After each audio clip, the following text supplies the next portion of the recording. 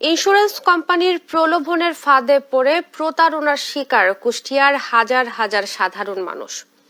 লাভ তো দূরের কথা, মেয়াদ পূর্ণ হলেও মিলছে না কষ্ট অর্জিত সঞ্চিত টাকা। দিনের পর দিন টাকা ফেরত পেতে ঘুরছেন ইন্স্যুরেন্স কোম্পানির দাঁড়ে দাঁড়ে, তবুও মিলছে না কোনো সুরাহা। ইন্স্যুরেন্স কোম্পানির কর্মকর্তারা দিচ্ছেন না টাকা ফেরতের কোনো নিশ্চয়তাও। তবে প্রশাসন বলছে অভিযোগ পেলে নেবেন তদন্ত সাপেক্ষে ব্যবস্থা।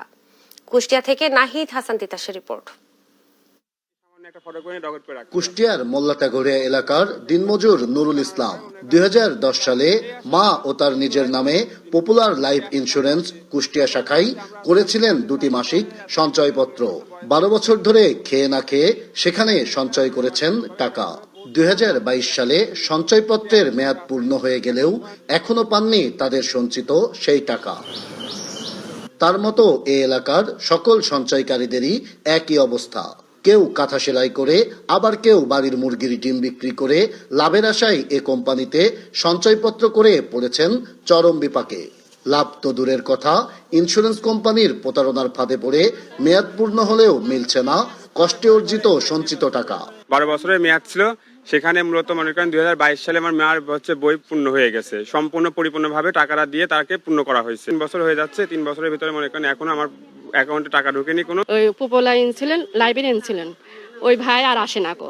লোকে ধরো 2-3 মাসে পরে তোমার টাকা দিয়ে দেবো, আর ফোনে আমার ছেলে দিয়ে ফোন দেয়, ফোনই ধরে না। এমন অবস্থায় কুষ্টিয়ার হাজার হাজার সঞ্চয়কারী টাকা ফেরত পেতে দিনের পর দিন ঘুরছেন ইন্স্যুরেন্স কোম্পানির দাঁড়ে দাঁড়ে, তবুও মিলছে না কোনো সুরাহা। কোম্পানির কর্মকর্তারাও দিচ্ছেন না টাকা ফেরতের কোনো নিশ্চয়তা। তাই প্রশাসনের হস্তক্ষেপ চান তারা।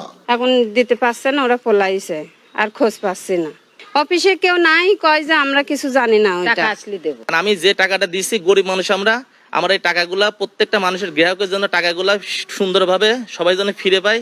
আমরা জেলা প্রশাসনের কাছে আমাদের এই একটা আবদার। এ বিষয়ে কথা বলতে পপুলার লাইফ ইন্স্যুরেন্স কোম্পানির কুষ্টিয়া শাখায় গিয়েও দেখা মেলেনি কোনো কর্মকর্তার। তারা নাকি অফিসেও বসেন না ঠিক মতো। তবে এ অফিসের এক অফিস সহকারীর সাথে ভুক্তভোগীদের সঞ্চয়ের টাকা ফেরতের বিষয়ে কথা হলে তার কাছেও নেই এর কোনো সদ উত্তর। আমাদের এইরকম কোনো কিছু নেই, টাকা জমা হয় না। আমাদের এখন মোবাইল অ্যাপসে হয়েছে, অ্যাপসে দেখা যাবে। তবে জেলা প্রশাসক বলছেন এ বিষয়ে কোনো অভিযোগ পেলে তদন্ত সাপেক্ষে নেবেন ব্যবস্থা।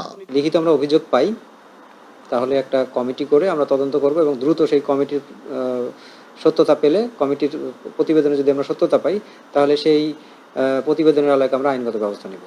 ইন্স্যুরেন্স কোম্পানিগুলোর প্রলোভনের ফাঁদে পড়ে প্রতিনিয়তই প্রতারণার শিকার হচ্ছে সাধারণ মানুষ।